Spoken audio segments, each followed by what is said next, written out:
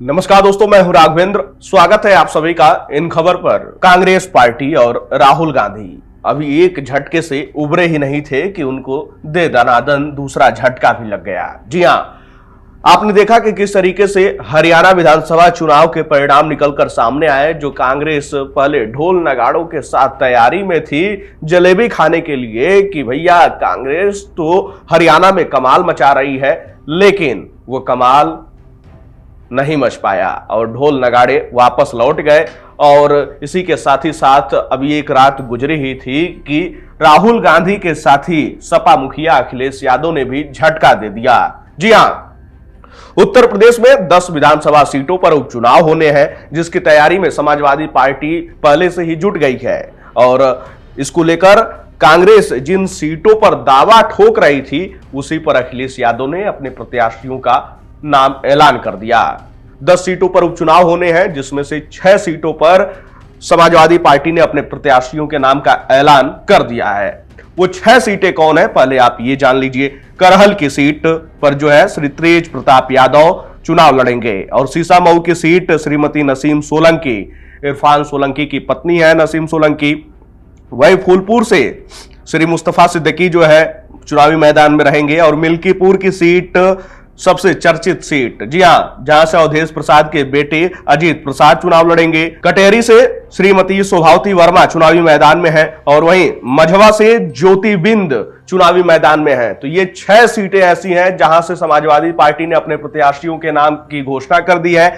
और इसमें से 2 सीट ऐसी है जहां पे कांग्रेस अपना दावा ठोक रही थी। वो सीट है फूलपुर की और मझवा सीट, जहां से समाजवादी पार्टी ने फूलपुर से मुस्तफा सिद्दीकी और मझवा से ज्योति बिंद को चुनावी मैदान में उतार दिया है। तो देखिए, जो गठबंधन हुआ था लोकसभा चुनाव में, उसके बाद काफी अच्छे परिणाम देखने को मिले थे उत्तर प्रदेश से खासकर। और कांग्रेस के हाथों भी सीट लगी थी और समाजवादी पार्टी तो सबसे बड़ी पार्टी उभर कर सामने आई और अखिलेश यादव भी उस परिणाम से काफी गदगद नजर आए। लेकिन हरियाणा विधानसभा चुनाव से पहले अखिलेश यादव हरियाणा में भी चुनाव लड़ने की बात कह रहे थे, लेकिन वहां पे सीटों पर बात बनी नहीं। हालांकि बाद में अखिलेश यादव ने कह दिया कि नहीं, वहां नहीं चुनाव लड़ रहे हैं। लेकिन जैसे ही हरियाणा विधानसभा चुनाव के परिणाम सामने आए, उसके अगले ही दिन अखिलेश यादव ने 6 सीटों पर उम्मीदवारों के नामों का ऐलान कर दिया।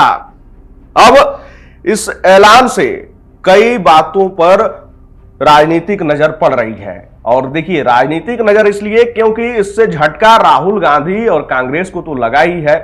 कांग्रेस के प्रदेश अध्यक्ष यानी कि उत्तर प्रदेश के प्रदेश अध्यक्ष अजय राय को भी लगा है। अजय राय जो अपने बेटे को सेटल करना चाहते थे, वो सोच रहे थे कि फूलपुर वाली सीट जो है कांग्रेस के हाथ लगेगी तो वहां से उनके बेटे चुनावी मैदान में उतरेंगे, उनके बेटे भी सेटल हो जाएंगे।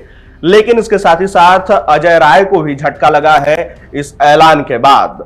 वहीं बहुत बड़ा झटका एक तरीके से कहा जाए तो नहीं भी लग सकता है, क्योंकि जो 10 सीटें हैं उन 10 सीटों में 4 सीट अभी भी बाकी हैं। और 4 सीटों में से 2 सीट ऐसी है जहां पे कांग्रेस अगर बात बनता है तो वो 2 सीटें कांग्रेस के खाते में जा सकती हैं। सबसे पहले 10 सीटों का नाम जान लीजिए।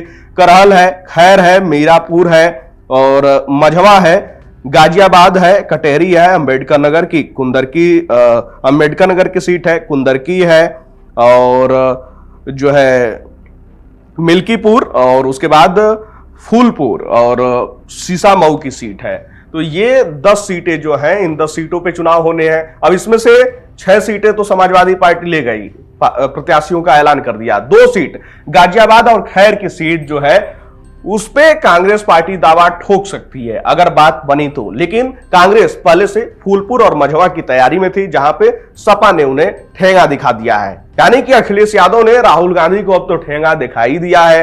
लोकसभा चुनाव के परिणाम के बाद अब ये पहला मौका था जब उत्तर प्रदेश में चुनाव होने थे। उपचुनाव है 10 सीटों पर और इसको लेकर बीजेपी पहले से भी तैयारी में जुटी हुई है और समाजवादी पार्टी बीते दिनों से लगातार उपचुनाव को लेकर जो है बूथ स्तर तक तैयारियों में जुटी हुई है। बैठक भी हुई, बैठक में इन सारी बातों पर निर्णय हुआ कि किस तरीके से चुनाव लड़ा जाए, क्या कुछ हो सकता है, क्योंकि ये 10 सीटों पर उपचुनाव बहुत ही महत्वपूर्ण है, क्योंकि इसके बाद 27 के लिए संदेश भी तैयार करना है।